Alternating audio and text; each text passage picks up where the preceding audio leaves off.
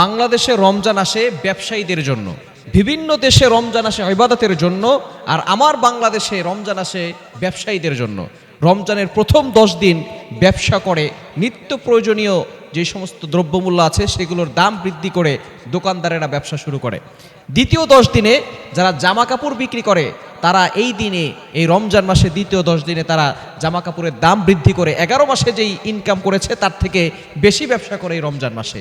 আর তৃতীয় 10 দিনে পরিবহনের যে সমস্ত টিকিট বিক্রি করে তারা ব্যবসা শুরু করে দেয়। সুতরাং এই রমজান মাস ইবাদতের মাস, এই মাসে ব্যবসা করে, সিন্ডিকেট করে আপনি মানুষের কাছ থেকে, রোজাদারদের কাছ থেকে টাকা নিয়ে আপনার ঘরে কখনো সুখ কিনতে পারবেন না।